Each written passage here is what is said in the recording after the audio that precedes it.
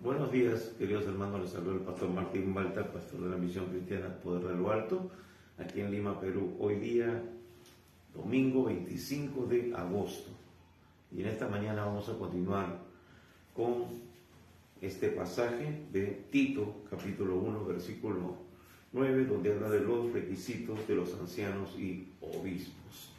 Así que, sin más preámbulo, vamos a orar, vamos a pedir que el Señor nos guíe y les pido que me acompañen en una palabra de oración. Padre bueno, Dios Todopoderoso, te damos gracias una vez más por la oportunidad que nos das de acercarnos a tu presencia y abrir tu palabra, Padre, para poder compartirla con tus hijos, con tus hijas y con muchas personas que quizás no te conocen, pero que es importante, Señor, que tengan conocimiento de lo que tú nos revelas en tu palabra.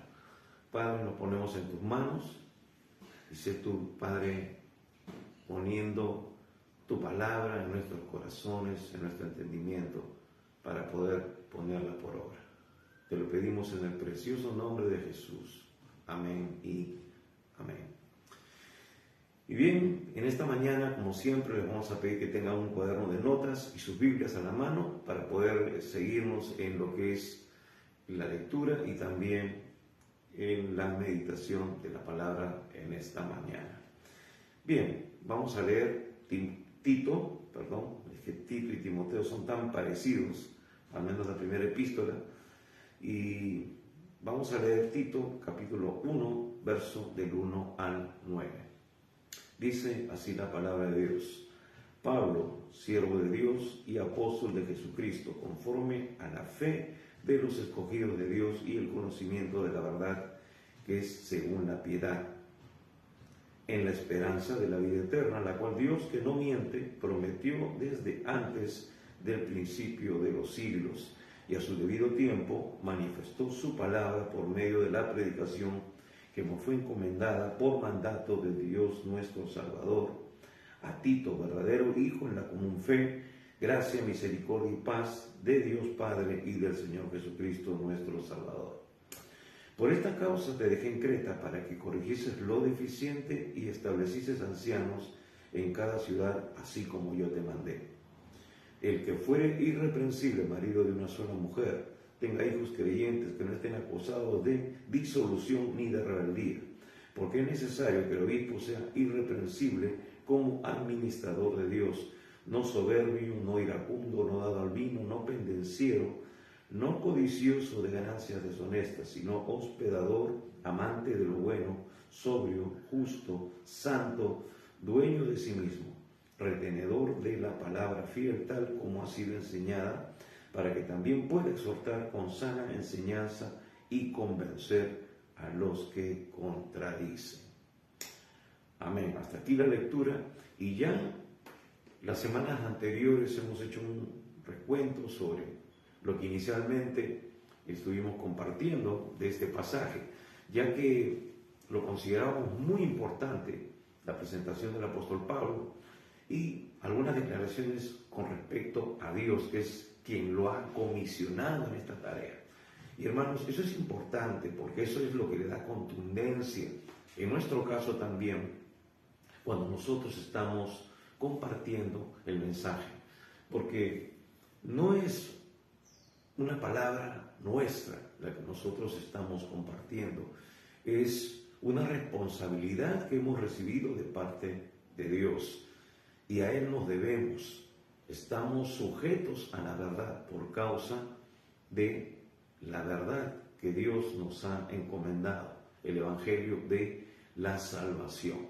Así que Pablo estaba presentándose de esa manera, y decíamos de que Pablo se presenta como siervo de Dios, pero la palabra siervo acá en este pasaje es doulos, ¿no? Y hacíamos mención de que el siervo que era calificado como doulos era un esclavo que estaba designado a las galeras y él moría atado a un remo. Eso es lo que decíamos o recapitulábamos las semanas siguientes, anteriores. Ahora, también nos dice aquí, ¿no?, que hay una esperanza. Y esa esperanza, pues, ha sido revelada de parte de Dios y ha sido sacada a la luz ahora a través de la predicación del Evangelio. Dice la esperanza de la vida eterna, la cual Dios que no miente. Acá está hablando de algo importante, del verdadero Dios que nosotros representamos, que nosotros presentamos y representamos. Por eso es importante que esta declaración sea siempre manifestada. Hermanos, no somos una religión, como algunos piensan. Jesús no vino a establecer una religión. A veces veo ahí en las redes sociales algunas personas que son de otras religiones, que creen que su religión es la religión verdadera, pero cuando nosotros vamos esencialmente a la palabra de Dios, nos damos cuenta de que esas doctrinas que ellos proclaman no tienen fundamento bíblico. Y la Biblia es la única revelación que hemos recibido de parte de Dios. Dios ha custodiado su palabra, ha preservado su palabra, justamente para que nosotros podamos tener el discernimiento suficiente, conocer el verdadero fundamento para poder desenmascarar los demás. Entonces, aunque esas religiones supuestamente se basan en la palabra, vemos de que no se aplica del todo. Es decir, hay doctrinas puestas por hombres, tradiciones, que diluyen el contenido esencial, básico y contundente de la palabra de Dios. Y es por eso que nosotros tenemos que presentar esto y declarar, como dice el apóstol Pablo aquí, dice, en la esperanza de la vida eterna, la cual Dios que no miente. Si usted ve una religión que está en contra de lo que establece la palabra, pues está representando a un Dios que no es el Dios verdadero, una doctrina que no es la verdadera, porque Dios no miente y sus promesas son fieles. Por eso dice, prometió desde antes del principio de los siglos y a su debido tiempo manifestó su palabra por medio de la predicación que me fue encomendada por mandato de Dios nuestro Salvador. Y eso es el propósito también para todo verdadero creyente. La Escritura nos dice de que Dios nos salvó, Dios nos rescató de nuestra vana manera de vivir, que nos traspuso del reino de las tinieblas al reino de la luz, para que ahora nosotros anunciemos las verdades, anunciemos la verdad, anunciemos el Evangelio. Entonces, por eso tenemos que nosotros sujetarnos al mensaje de la palabra. Y eso es lo que va a decir más adelante el apóstol Pablo aquí a Tito.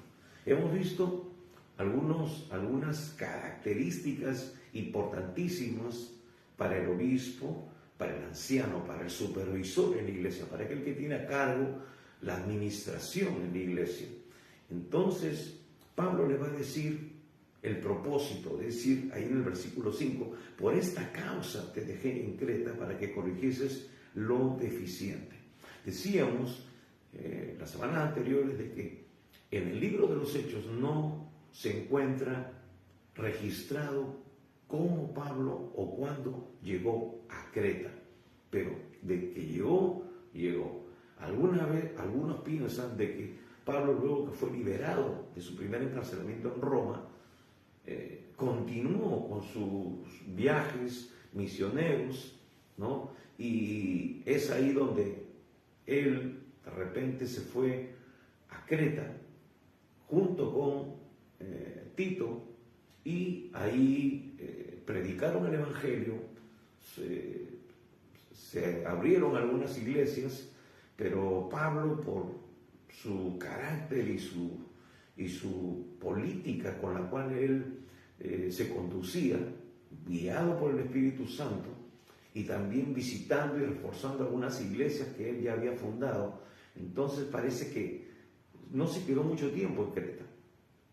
Pero luego seguramente recibió algún reporte de parte de Tito, y entonces él lo orienta y le dice, bueno, hay algunas deficiencias ahí, y entonces ahora lo recomisiona, lo comisiona a Tito para que él se encargue, ya que con él había estado ahí en Creta y entonces él estaba con mayor conocimiento de lo que estaba aconteciendo allí. Y ya los hermanos lo conocían, entonces ellos podían reconocer de que Tito había estado, o Pablo había estado con Tito ahí, y entonces de esa manera le daba respaldo, ¿no? Y con esta carta, indudablemente, los hermanos en Creta, pues iban de alguna manera, a reconocer y respetar de alguna forma el ministerio de Tito. Y por eso Pablo lo comisiona. Dice: por esta causa te dejé en Creta para que corrigieses lo deficiente y establecieses ancianos en cada ciudad, así como yo te mandé. Ahora, también decíamos, hermanos, así como vemos nosotros en la primera epístola de Pablo a Timoteo. Timoteo fue asignado a Éfeso y acá vemos que Tito es asignado a Creta. Ahora, vemos de que cada iglesia es una iglesia en particular, formada por un grupo de gente diferente. Están influenciados bajo la cultura, la religión y algunas costumbres de su lugar de origen. Pero algo que nosotros tenemos que tener en común es de que los principios de la Biblia, los principios de la palabra de Dios, no son negociables. En cuanto a las cosas de Dios, hermanos, la cultura, el pensamiento, la costumbre, tiene que ser algo que tiene que alinearse al propósito de Dios, porque es el reino de Dios lo que se está estableciendo. Entonces no puede haber una división, ¿no? Es como cuando el Señor está diciendo que no podemos servir a dos señores. No podemos tampoco servir a la costumbre, no podemos servir a la cultura y servir a los propósitos o tratar de hacer un sincretismo con los principios establecidos por Dios. Y justamente hay religiones que han hecho un sincretismo.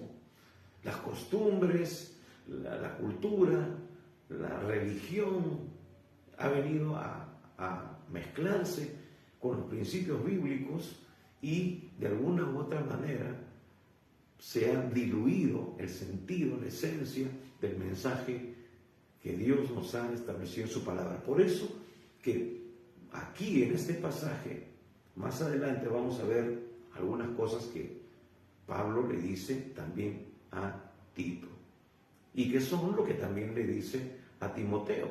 Cuando aparecen esas herejías, cuando aparecen esos pensamientos, esas cosas que están tratando de confundir a los creyentes, tanto en Éfeso como ahora en Creta. Hermanos, no podemos mezclar ambas cosas. Tenemos que establecer bien los principios que Dios nos ha dado en su palabra, que son no negociables. Y lamentablemente, ahora en este tiempo, se continúa con esta mala praxis en la iglesia contemporánea. Hermanos, las cosas del mundo se han metido a la iglesia y han diluido el mensaje cristocéntrico, el mensaje bíblico, el fundamento de la palabra de Dios, para que una iglesia crezca saludable, fortalecida y que sobre todo dé buen testimonio y que no dé carta abierta ni luz verde al relajo y a la distorsión del mensaje de Dios para la salvación y para la santidad. Porque eso es muy importante, hermano. La santidad como que ya es algo que no se ve en este tiempo presente. Todo el que ha sido salvo ha sido santificado. Y santificado justamente significa separado para Dios. Pero lo que vemos ahora es una total distorsión, porque vemos gente que debería vivir en santidad, pero que ha tomado posturas y actitudes contrarias a lo que es la santidad que Dios nos revela en su palabra. Y podría tomar mucho tiempo para señalar algunas cosas, pero ya en su momento hablaremos sobre lo que significa realmente la vida de santidad del creyente, qué es lo que debe y lo que no debe hacer. Y aquí no es un asunto, hermanos, de legalismo, no es un asunto de religiosidad, no es un asunto de que se quiere imponer ciertas cosas que supuestamente ya son pasadas de moda, que ya no están vigentes, y no es así, sino que la santidad es algo que tiene que mantenerse permanentemente dentro de la iglesia del Señor. ¿Por qué? Porque justamente nos dice que sin santidad nadie le verá. Y también, hermanos, es importante que seamos santos como Dios es santo. Así que por eso tenemos que mantener y establecer los principios que Dios nos ha dejado en su palabra. Y para ello, entonces, Pablo le da ciertas pautas a Tito. Y habíamos visto de que él tenía que ser irreprensible, marido de una sola mujer, ya lo vimos eso. Y decía también en el versículo 6, y que tenga hijos creyentes que no estén acosados de disolución ni de rebeldía. Estaba aquí estableciendo que tenían que ser sus hijos, de estos ancianos, de estos obispos, de estos diáconos, tenían que ser creyentes, algo que no está estableciendo en Primera de Timoteo, pero es algo que, hermanos, tiene que ser parte de la esencia de la vida del ministro, porque también nos dice que el que no gobierna bien su casa, ¿cómo puede gobernar la casa de Dios? Entonces parece que ya habían habido problemas. Indudablemente nadie puede manejar la vida de los creyentes, pero sí es una labor, decíamos, importante que en el hogar se forje la vida cristiana de los hijos. No encargarlo a la iglesia, no encargarlo, hermanos, a las instituciones paraeclesiásticas, ¿no? A un colegio, ponerlos en un colegio cristiano, ¿no? Para que ellos se encarguen de lo que es edificar la vida espiritual, ¿no? Eso es la tarea de los padres. Y decíamos nosotros justamente que Dios había establecido eso a su pueblo Israel en Deuteronomio capítulo 6, ¿no? Dándoles las pautas de cómo ellos debían de transmitir esa vida espiritual a sus hijos. Pues ahora, esta es una iglesia, hermanos, la iglesia de Creta, la iglesia de Éfeso, son iglesias que que tienen un trasfondo de gente que es gentil, que no son nacidos esencialmente en la cultura hebrea, y entonces desconocen estos principios. Pero Pablo está poniendo este fundamento porque es importante de que la cultura de ellos también se vea afectada por los principios establecidos por Dios y que también le fueron de alguna manera transmitidos al pueblo de Israel, porque Dios mismo es el que ordena al pueblo de Israel que tenía que de esta manera transmitir la fe a su descendencia y así establecer su reino y pueda ser una iglesia que sea saludable, equilibrada, que de alguna manera refleje la vida de Dios en cada uno de sus miembros.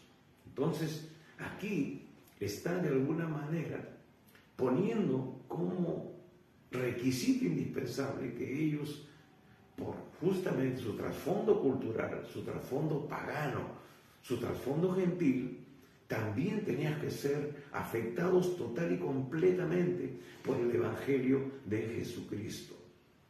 Transmitir, ellos tenían como cabeza de hogar la responsabilidad de transmitir la fe a sus hijos, para que no haya controversia, no haya disolución de mensaje en la vida de las personas, para que hubiera un verdadero discipulado. Hermanos, el discipulado se da en el hogar. Es ahí donde el creyente tiene que impartir la fe a sus hijos, para que esto también luego más adelante sea una cadena que se da en todas las generaciones, en la descendencia de todo creyente. Entonces, por eso está diciendo aquí que era necesario, ¿no?, que tenga hijos creyentes y que no estén acusados de disolución ni de rebeldía. Tenía que haber sujeción total y completa. Y va a haber sujeción total y completa, hermanos, cuando nosotros impartimos los principios espirituales y se ve que son eficaces, efectivos, porque no solamente son palabras las que estamos transmitiendo, sino también actitudes. Ahora, esto es un desafío para nosotros como creyentes, porque nuestra naturaleza pecaminosa indudablemente va a querer aflorar, pero la clave para esto es vivir una vida en la llenura del Espíritu Santo. Por eso es tan importante que un creyente, que un hijo de Dios sea lleno del Espíritu Santo, porque ahí no dará lugar a los frutos de la carne, sino fluirán los frutos del Espíritu. Y entonces, de manera natural, hermanos, sin esfuerzo, sin tener que esforzarnos mucho, va a fluir esa vida de Dios, y eso nos va a dar a nosotros identidad, nos va a dar peso en el mensaje, porque el Evangelio es vida. Jesucristo dijo: yo he venido para darles vida y vida en abundancia. No dijo: vengo a dejarles religión y darles, como en el Antiguo Testamento, normas para que ustedes las pongan en cumplimiento. Hermanos, eso es difícil, no se puede con una naturaleza caída. Necesitamos ser transformados por el poder de Dios. Por eso Él, al ver en el futuro, va a decir: yo escribiré mi ley en sus corazones. Hermanos, tiene que ser parte de nosotros. Somos nacidos de Dios, y lo nacido de Dios vence al mundo. Entonces, ahora esta iglesia gentil tenía que ser transformada también en su conducta, en su cultura, en su idiosincrasia. Y esto no lo logra la religión, solamente una persona que ha sido transformada por el poder de Dios. Eso es mucho más que religión. Por eso nosotros no predicamos religión. Porque la religión te dice: haz esto, haz lo otro, tienes que hacer esto y acá. Sí, Dios nos dice que hagamos, pero podemos hacerlo porque hemos nacido de Dios. Y lo que es nacido de Dios, pues de alguna manera natural, va a hacer de que las cosas de Dios fluyan en nuestras vidas. Bien, entonces, por eso acusados, que no estén acusados de disolución, ¿no? Es decir, que sea algo que no tiene consistencia, ni de rebeldía, es decir, que se oponen, ¿no? Que no se sujetan a los padres. Entonces, por eso es importante resaltar esto. Y luego ya en el versículo 7, que es donde nos quedamos la vez pasada, va a decir: porque es necesario que el obispo sea irreprensible, es decir, de carácter intachable. Eso es lo que nos está diciendo, o nos está hablando aquí el apóstol Pablo, porque sea irreprensible como administrador de Dios. Entonces, hemos señalado también, cuando estábamos viendo 1 Timoteo, de que el obispo era una pieza clave, importante en la iglesia local. Era quien tenía en su control la administración. Por eso que tenía que servir como administrador de Dios, ¿no? Entonces es como el que está a cargo de ver todo en una familia, que no falte absolutamente nada.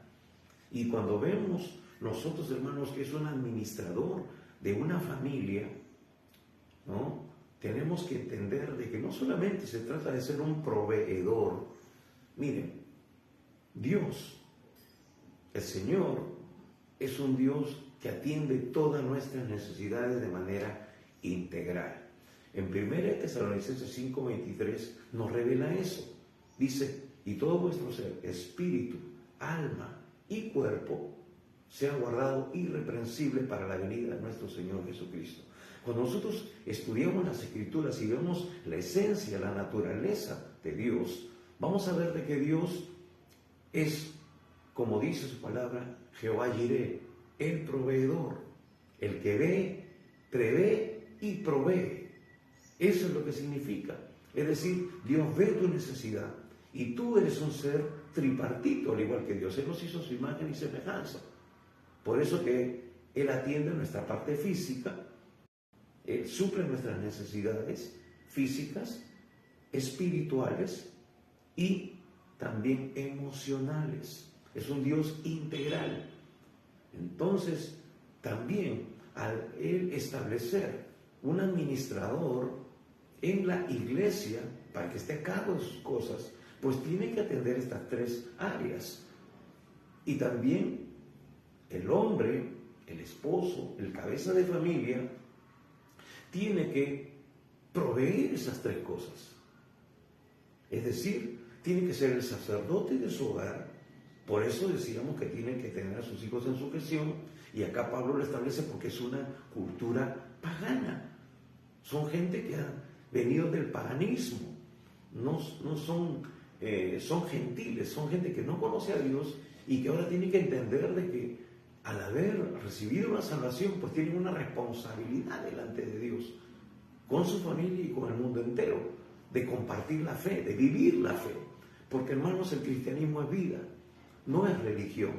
Entonces, tiene que tener atendida a su familia, como cabeza de familia y como administrador de las cosas de Dios, con mucha más razón.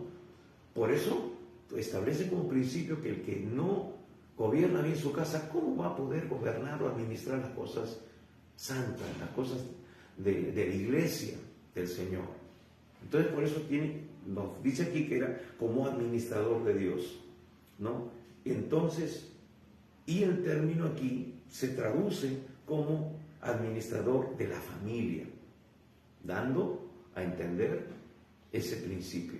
Entonces, hermanos, el cabeza de familia, el administrador establecido por Dios en la iglesia, tenía que ser una persona que tuviera una enseñanza bíblica,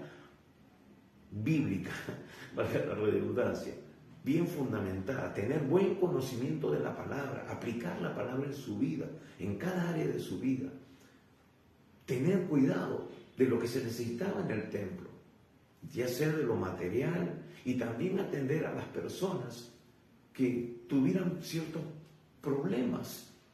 Indudablemente, como una iglesia que viene de un trasfondo gentil, pues habían diferentes formas de trato, ¿no? Habían esposas, esposos que estaban en un proceso de transformación, porque, volvemos a decir, ellos no tenían el fundamento bíblico que básicamente tienen los judíos, que tenían las escrituras, que conocían las escrituras, que tenían la sinagoga. Ellos venían de un trasfondo pagano. Entonces, habían situaciones en su vida que tenían que ser ministradas también en el aspecto emocional. Por eso, tenía que ser en esas tres áreas. Tenía que ser ministrado en esas tres áreas. Y tenemos que seguir ministrando, atendiendo, apoyando, ayudando a la gente que viene a la iglesia en estas tres áreas. Y vemos, hermanos, de que Pablo establece esas cosas. Por eso vemos que ellos atendían a las viudas, ¿no? Ahí en Hechos, en el capítulo 6, 7, vemos de que ellos atendían, tenían como comedores populares, atendían a la gente. Dice que tenían favor con el pueblo. Hermanos, vendían sus propiedades y tenían en común todas las cosas. Había ayuda social, había también ellos oraban por los enfermos y eran sanados. Había toda una atención integral en la iglesia. Porque el Evangelio es integral, amados hermanos. Y tenemos que atender a las personas que vienen a nuestras iglesias de esta manera. Pero tiene que haber, pues, conocimiento pleno de esta verdad en cada creyente. No como ahora que, no, hermanos, es eso del diezmo, la ofrenda, no. Entonces, ¿cómo vamos a poder atender integralmente a los nuevos creyentes? ¿Cómo vamos a poder brindar una ayuda económica si no tenemos los recursos? Si hay por ahí falsos predicadores que se creen con el derecho de decir esto sí, esto no.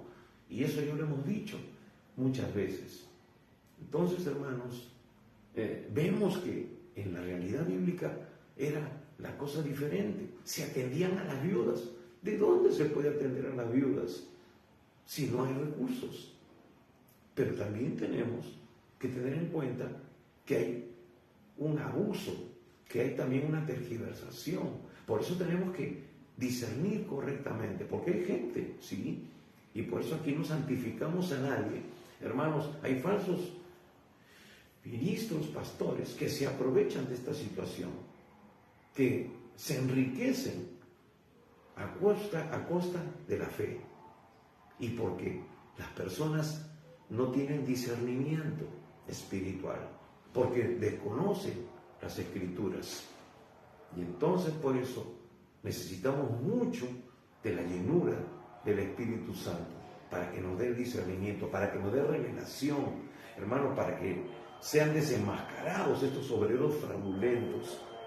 Entonces, por eso es importante que nosotros conozcamos bien la palabra de Dios y tener ese recurso de la presencia del Espíritu Santo que abra nuestros ojos espirituales y nos haga ver realmente cómo estas personas están actuando, cómo están comportándose, si es genuina ese proceder de estos ministros, de estos obreros fraudulentos.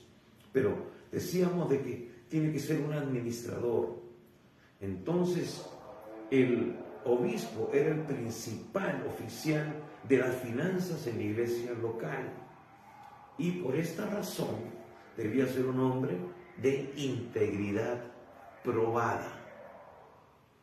Hermanos, también hay que hacer algunas auditorías en algunas iglesias. Lamentablemente, muchas veces también han habido personas que han sustraído de los bienes económicos y materiales de la iglesia. Por eso tiene que haber una supervisión, tiene que haber una auditoría, ¿no? Ahora es mucho más fácil. Ahora también los gobiernos están poniendo sus ojos sobre algunas iglesias, porque son iglesias grandes, que mueven mucho poder económico, y entonces hay algunas entidades que están ahí supervisando que se paguen los impuestos, que no haya pues evasión, ¿no? Y por eso tiene que haber una buena administración, porque esto es parte del testimonio también al mundo. Entonces, aquí nos está diciendo pues de que era una posición muy importante. Y también, por eso, presenta 5 vicios, por decirlo así, que deberían de tomarse en consideración o como una voz de alerta para que estas personas que administraban la iglesia no los practiquen, no sean parte de su vida, porque era algo que era muy natural en el contexto cultural, en el contexto de este pueblo que no conocía a Dios y que ahora estaba pues recibiendo el Evangelio. Entonces había que haber una observancia con respecto a ello. Entonces es porque el tolerar estas cosas, hermanos, estos vicios en un líder de la iglesia, indudablemente iban a conducirlo a su ruina personal y también afectar a la iglesia. Entonces nos está diciendo aquí, dice, no soberbio, dice, vamos a ver desde el 7, dice, ¿por qué necesario? Es necesario, es importante, es necesario que el obispo sea irreprensible. Ya hemos dicho, irreprensible, es decir, de carácter intachable, como administrador de Dios, no soberbio. Y aquí empieza, ese es el primero, no soberbio, es decir, arrogante, ¿no? Sabio en su propia opinión.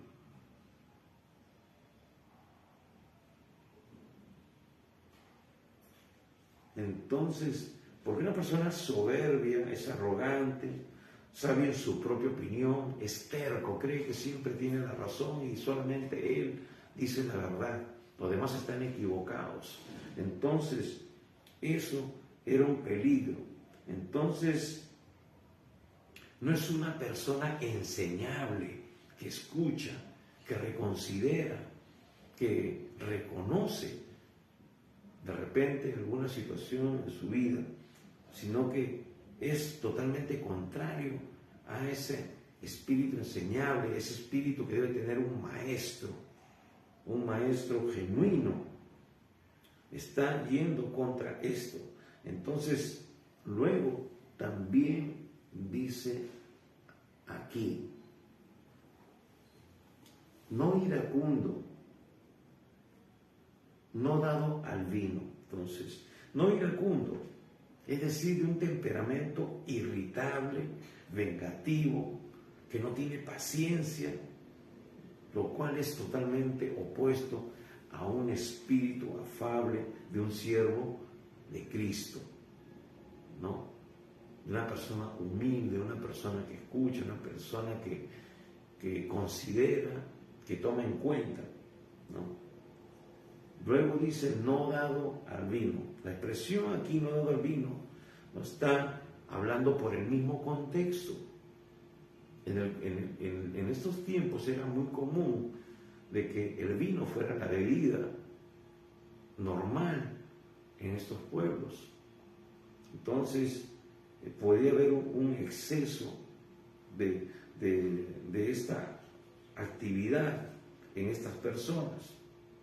Entonces, es importante de que esto era un problema en el primer siglo de la iglesia.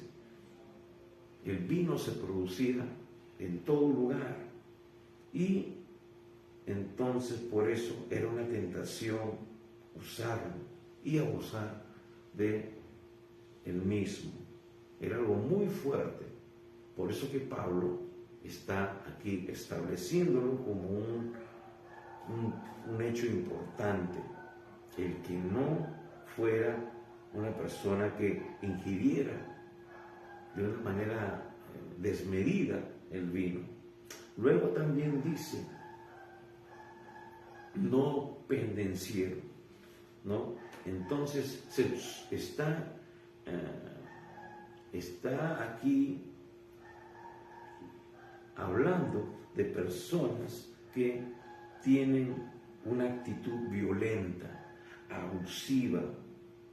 Entonces, algunos líderes, de repente, por esa posición que tenían, se creían con el derecho de ser represivos, violentos, imponentes, y a veces, de manera abusiva, podían ellos actuar. Entonces, por eso, hermanos, está aquí Pablo diciéndole a Tito que tenía que considerar estas instrucciones. Dice, no codicioso de ganancias deshonestas. Aquí constituye otra característica importante. Recordemos de que ¿cuál era la posición de este obispo? Él era el administrador de todos los bienes de la iglesia. Entonces podía haber o generarse una inclinación hacia la codicia, hacia el querer tomar las cosas que no le pertenecían.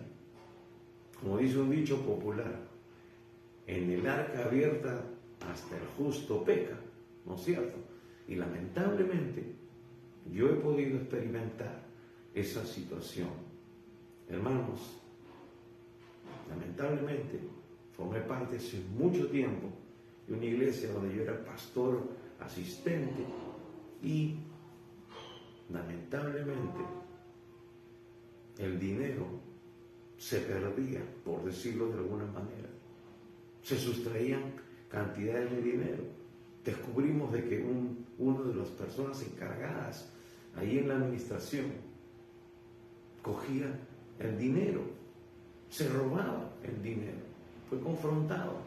Pero después, hermanos, ¿qué vamos a poder nosotros reclamarle a un diácono si desde la cabeza tienen esa misma actitud? ¿Me entienden? Entonces, por eso es importante ser una persona santa, una persona temerosa de Dios, una persona llena del Espíritu Santo, para que pueda tener control sobre estos deseos que no vienen del corazón o no pueden estar en el corazón de un hijo, de una hija de Dios que ha sido encargado de esta tarea tan importante.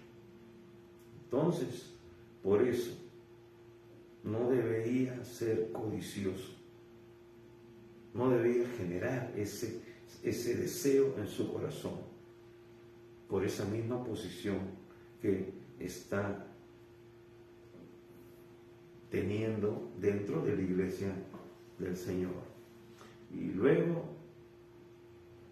para contrarrestar o para equilibrar estas tendencias que vienen de la carne, debía de presentar algunas actitudes que vienen específicamente de una persona llena del Espíritu Santo. Versículo 9 dice, versículo 8, sino hospedador, amante de lo bueno, sobrio, justo, santo. Ahí está la palabra santo, dueño de sí mismo. Bien, entonces vemos aquí que está hablando de esa actitud que tiene que tener de ser hospitalario, de ser una persona que da hospitalidad a personas que quizás por alguna razón están viniendo de otras iglesias a visitar, ¿no? Que sea desprendido.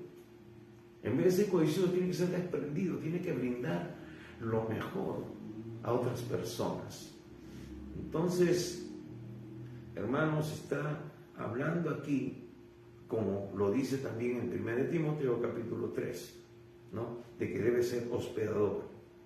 Entonces, el líder de la iglesia tenía la responsabilidad de atender a los apóstoles, a los evangelistas, a los maestros que venían a apoyar la iglesia, para ministrar a la iglesia, ¿no? Y que venían de viaje de algunos lugares y se tenían que quedar. Ahora, en estos tiempos modernos, pues, existen los hoteles, los hostales, ¿no? Y entonces no era pues como en esos tiempos de que tenían que tener en casa alguna habitación adicional para poderle dar lugar a estas personas que venían a apoyar a la iglesia, ¿no? Entonces, esto era y tenía que ser parte de estas cualidades y actitudes de estos líderes. Entonces, luego nos dice,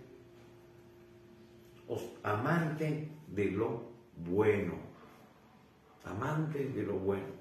Es decir, hermanos, tenía que ser una persona que esté inclinado a hacer siempre lo bueno, lo que le agrada a Dios. Y debía observar estas cosas en los demás. y apoyarlas, motivarlas, ¿no? Entonces, es como Pablo le va a decir a los filipenses, ahí en Filipenses capítulo 4, versículo 8, ¿no? Entonces, que en todo lo bueno, todo lo verdadero, todo lo honesto, todo lo justo, todo lo que es de buen nombre, en esto pensar. Tenemos que estar siempre con esa actitud de hacer las cosas que le agradan a Dios. Vivir haciendo lo correcto, lo bueno. Debe ser amante de eso. Eso debe ser algo que fluye de manera natural en una persona que está siendo llamado a cumplir con este ministerio. Y no solamente de ministerio, sino todo creyente debe ser amante de lo correcto, de lo bueno. A veces decimos que debemos de pensar de la siguiente manera: lo que estoy haciendo le agrada al Señor. Jesús haría lo mismo que yo estoy haciendo o no lo haría, ¿no? Es como una manera de sopesar las cosas, porque hermanos, ahora en nuestra cultura y en estas situaciones tenemos que pensar: ¿el Señor haría esto? ¿El Señor haría lo otro? ¿El Señor actuaría de esta manera? Entonces, por eso es importante. A veces diría, ¿no?, ¿el Señor Jesús dejaría de ofrendar? ¿El Señor Jesús dejaría de orar? ¿El Señor Jesús, qué cosa, lo veríamos con aretes por todo lado? ¿Lo veríamos al Señor Jesús lleno de tatuajes? Eso haría Jesús. Y hermanos, nosotros somos parte del cuerpo de Cristo. ¿Estamos reflejando a Cristo en nuestras vidas? ¿Estamos manifestando la naturaleza de Dios en nuestras vidas? Entonces, yo creo que si tuviéramos ese criterio, no haríamos muchas cosas de las que vemos ahora en la actualidad en la iglesia. Hermanos, Dios es luz y habita en luz inaccesible. Sin embargo, ahora vamos a iglesias que parecen la cueva de Batman, totalmente oscuro, lúgubre, tenebroso. Entonces, ¿qué estamos haciendo nosotros? Si realmente estamos reflejando lo que Dios nos dice en su palabra, o estamos haciendo nuestras propias, las cosas a nuestro propio criterio, a nuestra manera humana de obrar. Entonces, debemos ser amantes de lo bueno. ¿Es realmente bueno esto? ¿Es bueno para la iglesia? ¿Es bueno para el testimonio? ¿Es bueno para los nuevos miembros de la iglesia? ¿O estamos dando luz verde a que se presenten actitudes incorrectas dentro del cuerpo de Cristo, que es la iglesia? Entonces, es importante ser amante de lo bueno. Y ser amante de lo bueno consiste en seguir estas instrucciones y características que deben sobresalir en la vida de los siervos y ministros de Dios. Entonces, esto es como, hermanos, unas reglas de ética, ¿no? Si aún hay ética dentro de ciertos círculos, ¿no? Hay cosas que se deben y no se deben hacer, pues, ¿cuánto más en la iglesia del Señor, hermanos? ¿Por qué? Porque nos dice aquí que debe ser amante de lo bueno, debe ser sobrio, ¿no? Debe ser sobrio. Entonces, una persona que es dueño de sí mismo, que mantiene equilibrio, ¿no? Es una virtud.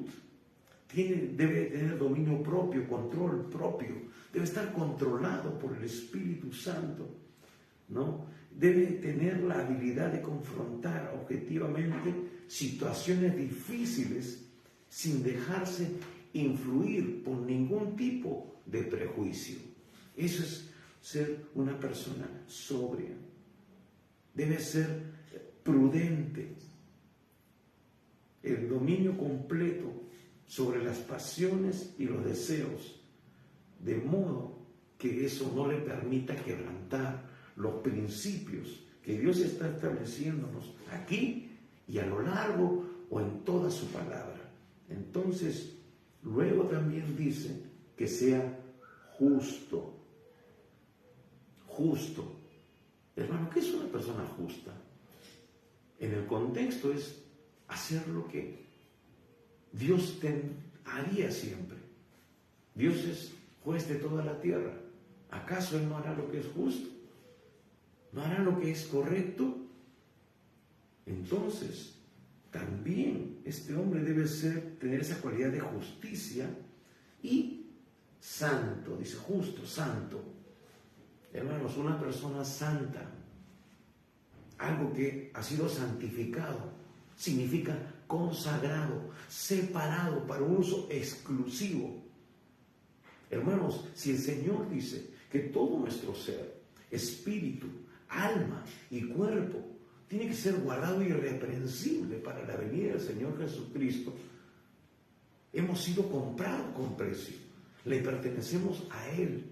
Entonces tenemos que hacer lo que le agrada a Él y para lo que Él nos separó. Hermanos, si Dios nos arrancó del mundo, es justamente para no hacer lo que el mundo hace, para no vivir en esas prácticas paganas, en esas prácticas que no le agradan a Dios. Entonces, ¿cómo es posible de que un hombre, una mujer que ha sido santificado, separado, pues esté teniendo actitudes y esté teniendo prácticas que no tienen nada que ver con la nueva naturaleza que ahora el Señor ha puesto en nosotros y que son ahora templos del Espíritu Santo de Dios? Hermanos, eso es algo que debe infundir en nosotros un temor reverente. Imagínense, ¿por qué Nadab y Abiú fueron consumidos por presentar fuego extraño, por entrar de manera indebida al tabernáculo de reunión? Hermanos, y vienen tiempos de avivamiento, vienen tiempos, hermanos, el Señor por su promesa en su palabra va a derramar de su Espíritu Santo, y su Espíritu es santo, y morará en la iglesia. Y aquel que quiera hacer alguna cosa indebida, pues caerán ahí muertos como Ananías y Zafira. Sí, es un tiempo de bendición, pero también es un tiempo en el que si no se hace lo correcto, habrá castigo de parte de Dios, porque Dios es un Dios santo, es un Dios celoso, es un Dios que quiere reverencia, que quiere respeto a su esencia de santidad. Entonces, hermanos, el sacerdote tenía que estar santo, tenía que estar en línea con lo que Dios había especificado. Entonces, no podía entrar como a él le parecía a la presencia de Dios. Y ahora se presenta fuego extraño en todo el sentido de la palabra. Hermanos, se hacen cosas irreverentes en el altar, cosas que Dios no mandó hacer. Hermanos, si vamos a danzar, está bien, dancemos, pero dancemos por la presencia del Espíritu Santo que viene sobre nosotros, ¿no? Se toman las Escrituras para tergiversar muchas cosas, ¿no? Está bien, la canción dirá pues saltando y danzando como David, perfecto, pero eso no quiere decir de que yo en mi carne, por más que me vista como judío y todo lo demás para tratar de contextualizar la alabanza, ¿no? Como que eso es lo que le agrada a Dios, entonces yo lo traslade al templo, y más es una coreografía Vamos a ensayar para la coreografía del domingo, como conversaba con unos hermanos. Pero hermano, es diferente cuando uno no planifica nada, está en un lugar y viene la presencia de Dios, viene la unción de Dios, el derramamiento, el mover del Espíritu Santo, y entonces el gozo del Señor nos invade y empezamos a adorar, a alabar al Señor, a glorificar su nombre, y entonces empezamos a danzar en el Espíritu. Yo conozco una danza solamente en la Biblia, que es cuando uno danza en el Espíritu. No conozco otro tipo de danza. Y eso se da cuando el Espíritu viene, cuando el Espíritu se manifiesta. No es nada practicado, no es una coreografía, etcétera, etcétera. Y lo digo con mucho respeto y con mucha reverencia. Entonces, es ahí, hermano, donde suceden cosas extraordinarias por el poder de Dios. Porque estamos en una actitud santa, reverente, de adoración, en espíritu y en verdad. Esa es la adoración que Dios espera recibir de nosotros. Y así debe de ser, una adoración en espíritu y en verdad. Empieza en el espíritu y en verdad. Entonces, vemos aquí que es santo, dueño de sí mismo. Es decir, tiene una actitud sobria, tiene control, no permite que sus emociones lo gobiernen, ¿no? Y que haga lo que a él le parece, ¿no? Es que tuve ese impulso, ¿no? En un momento, tú puedes tener dominio propio sobre ti. Tú puedes tomar el control. Entonces, es importante tener el dominio completo sobre las pasiones y los deseos, de modo que no nos permita ir más allá de lo que Dios ha establecido. Entonces, vemos aquí también estas cualidades de justo y santo. Estas son cualidades espirituales, porque tienen la esencia del carácter de Dios. Dios es un Dios justo. Hermanos, por eso tenemos que ser instruidos en la palabra de Dios, a fin de que el hombre de Dios, dice, toda la Escritura es inspirada por Dios y útil para enseñar, para redarguir, para corregir, para instruir en justicia, a fin de que el hombre de Dios esté enteramente preparado para toda buena obra. Para ser instruido en justicia. Hermanos, la palabra es lo que nos da el equilibrio. Yo puedo estar emocionado y querer hacer cosas, pero si yo estoy sujeto a la palabra, conozco lo que le agrada a Dios, entonces voy a hacer lo que Dios quiere que yo haga y no lo que a mí me parece. Ay, que me sentí y me vi impulsado a hacerlo. Hermanos, por eso que los dones le pertenecen al Señor y nosotros simplemente somos administradores y no podemos nosotros hacer las cosas como a nosotros nos parece, sino que tiene que estar sujeto a aquel que nos lo dio. Tenemos que administrarlo de la manera correcta, de una manera santa. Entonces, por eso debe ser una persona santa, debe ser piadosa, temerosa de Dios, no hacer las cosas como a uno le parece. Debemos hacer las cosas con la misma actitud que el Señor tiene en su corazón. Y algo más, algo muy importante y clave en todo esto, versículo 9, retenedor de la palabra fiel, tal como ha sido enseñada, para que también pueda exhortar con sana enseñanza y convencer a los que contradice.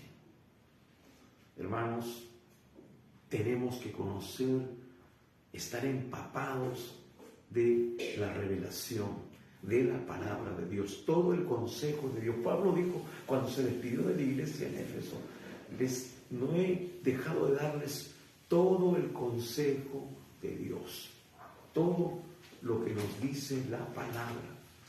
Pablo no enseñó nada por su propia cuenta.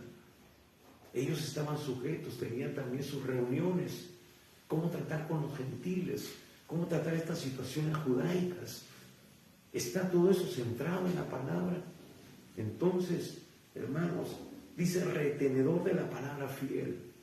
Ahora, en este tiempo, vemos unos mensajes, vemos unas prédicas que más parecen, hermanos, mensajes de autoayuda, mensajes de, qué sé yo, para infundir aliento nada más, ¿no? Para motivar, pero no para edificar.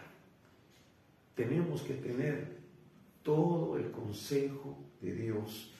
Tenemos que retener la sana doctrina, lo que Dios nos revela en su palabra. Y hemos dicho que toda la escritura es inspirada por Dios. Hay algunos que no retienen la palabra, sino que la enseñan a su manera, por no herir, por no ofender, por no permitir que algunos se sientan mal, ¿no? Y decíamos aquí que tiene que ser una persona que dueño de sí mismo. Hermanos, yo tengo que decir las cosas que se tienen que decir y como Dios quiere que las diga. No dejarme dominar por mis emociones. Ay, no, ¿qué va a decir el hermanito? Pobrecito, se va a ofender si yo hablo sobre este tema, ¿no? Si yo hablo sobre los diezmos, porque dicen algunos que ya no hay que diezmar. Si yo hablo sobre ciertas tendencias, ciertas modas, ¿no? ¿Qué van a decir? Se van a sentir ofendidos los nuevos que tienen. No, hermano, por eso tenemos el momento apropiado. Tenemos que enseñar, tenemos que corregir. Tenemos que explicarle a muchas personas por qué estamos diciendo tal o cual cosa. Tenemos que tener la base bíblica. Pero hay algunas personas que, aún teniendo fundamento, autoridad en la palabra, ni siquiera tocan esos temas, ni con pinzas, ni los predican ni los enseñan, porque no tienen una actitud correcta, porque realmente no están agradando a Dios, sino que están tratando de agradar a otras personas, a sus oyentes, pero son responsables delante de Dios. Hermanos, el Evangelio es contradicción. Jesús dijo, yo no he venido a traer paz, sino espada. Así que van a haber cosas que realmente van a chocar con la cultura, con el pensamiento, con nuestra forma de ser. Hermanos, si Jesús y el apóstol Pablo y estos grandes predicadores que vemos en el primer siglo en la iglesia primitiva, estuvieran vivos en este tiempo, no serían de los más populares, porque estarían confrontando la verdad. Y de repente no tendrían una iglesia ni de 50 ni de 100 miembros, porque la gente no podría soportar. Si cuando Jesús predicaba decían, qué dura es esta palabra, ¿quién la podrá soportar? Hermanos, ¿ustedes creen que sería popular Jesús en este tiempo?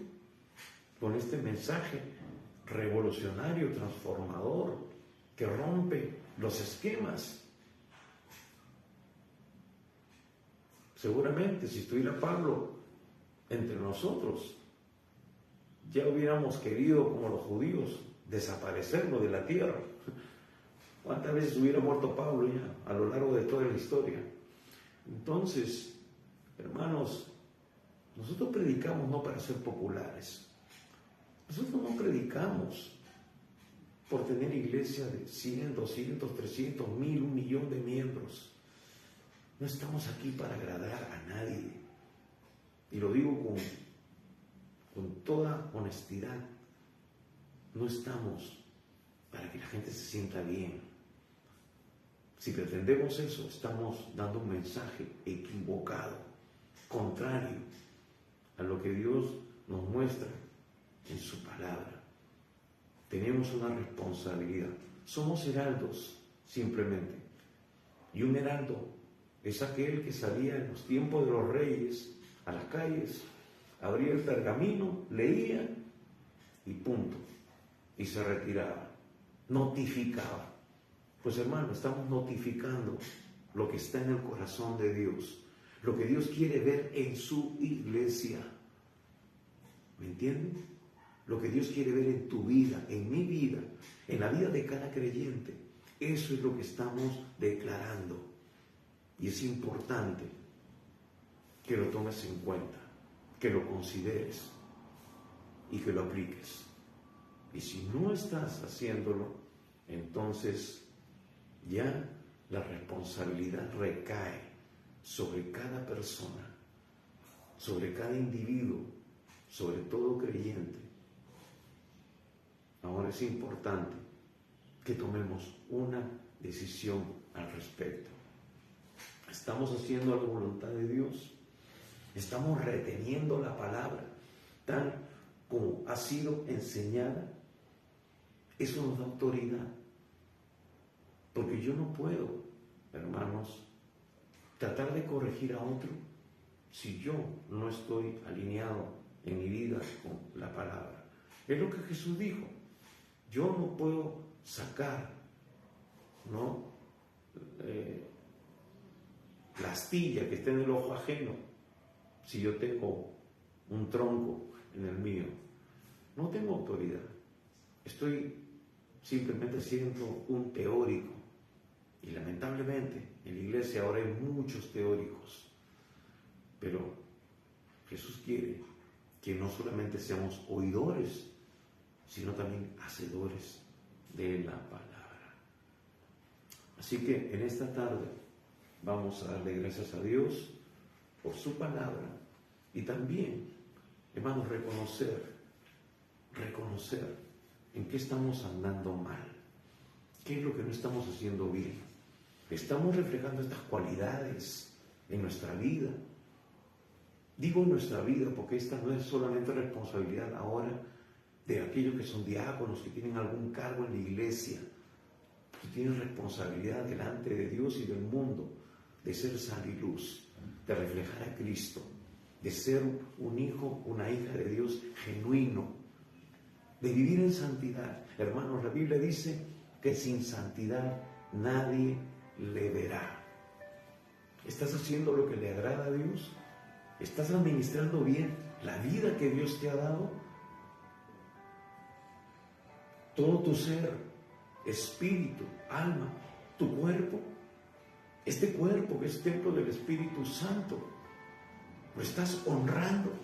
Jesús lo compró con algo muy valioso, derramando su sangre preciosa, bendita, en la cruz del Calvario. Hermano, este cuerpo no es para hacer cosas que están en contradicción con el plan, con el propósito de Dios.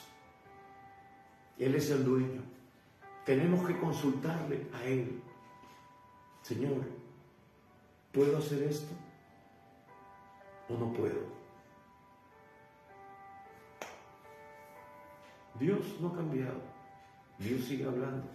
Dios sigue revelándonos su plan y su propósito. Y la Biblia dice de que Él no quiere que nadie se pierda. Dios mandó a su Hijo Jesucristo a morir por ti y por mí en la cruz del Calvario. La voluntad de Dios es que nadie se pierda, sino que todos le conozcan. Si tú no conoces aún al Señor Jesús, yo no te estoy hablando de religión, te estoy hablando de relación. Si tú todavía no le has entregado a tu vida a Jesús, quiero decirte que viene pronto, pero viene por todos aquellos que le han entregado sus vidas y le han recibido como su Señor y Salvador personal. Si tú todavía no lo has hecho, pues yo te animo a que tú tomes esa decisión en esta tarde. ¿Quieres hacerlo? Si tú quieres hacerlo, es sencillo. Es haciendo una oración sencilla pero honesta, de todo corazón delante del Señor, reconociendo tu condición de pecador, de haber estado viviendo apartado de Dios. Ojo, no es haber estado en una religión. La religión no salva. Y decir apartado de Dios es haber estado viviendo sin hacer su voluntad. Y no necesariamente estar en una religión es hacer su voluntad. El hacer su voluntad es vivir en línea con este libro que es la Biblia, que este es el manual para que tú y yo vivamos dentro de su propósito. Así que, si tú no has estado haciendo eso, tú necesitas en esta tarde entregarle tu vida a Jesús. ¿Quieres hacerlo?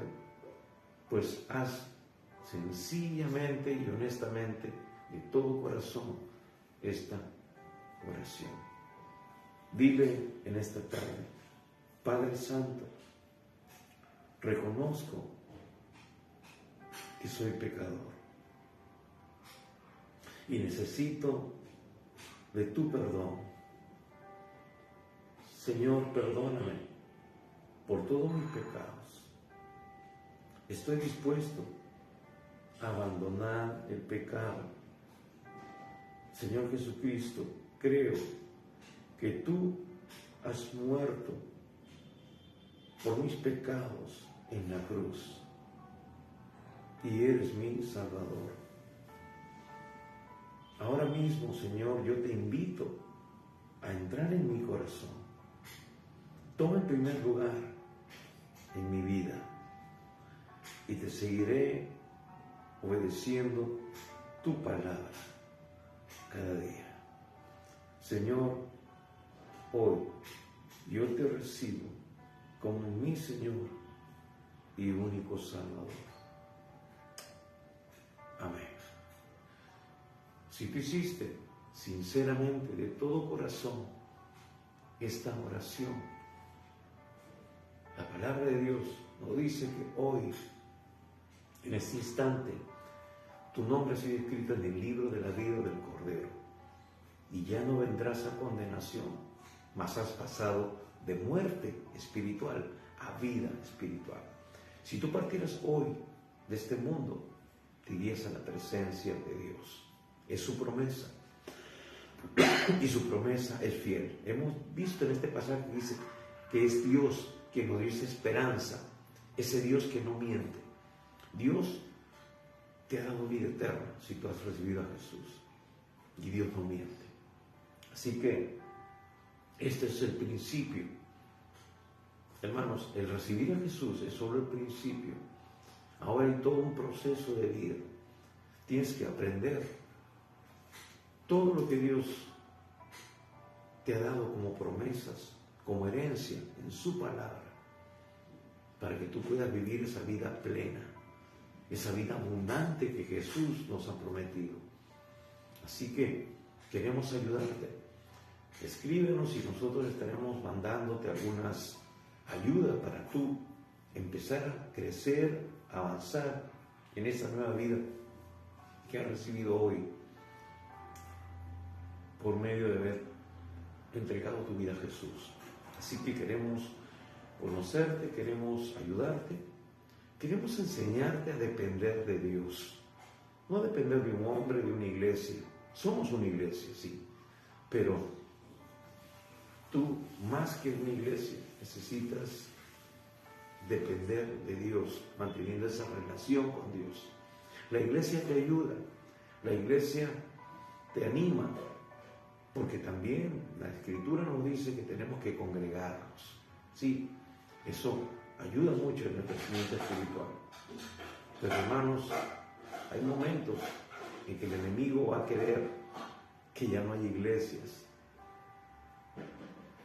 Y así que por eso tenemos que aprender a depender de Dios, porque Él está en todo lugar y Él es el que está dispuesto a ayudarnos en toda circunstancia. Así que te invitamos a que nos escribas. Y algo más, queremos recordarte que estamos los días miércoles 7:30 de la noche, teniendo este tiempo de oración y intercesión, donde podemos orar también por alguna necesidad que tú tengas o quieres a pedir apoyo en oración para que tu familia también pueda conocer al Señor, tus amigos, compañeros de trabajo. Y puedes ayudarnos en esta tarea. Comparte este video con otras personas que no conocen al Señor o que se han apartado. El Señor Jesús viene pronto. Así que es importante que nosotros cumplamos con la tarea de predicar el Evangelio a toda criatura. Así que comparte este video y también te recordamos nuevamente que estamos los días domingos 11 de la mañana teniendo este tiempo de dar el mensaje de salvación y de edificación. Así que te damos gracias por tu tiempo y recuerda, el Señor Jesús viene pronto, pero viene por una iglesia sin arruga y sin mancha, que vive en santidad, que hace su perfecta voluntad. Prepárate. Dios te bendiga.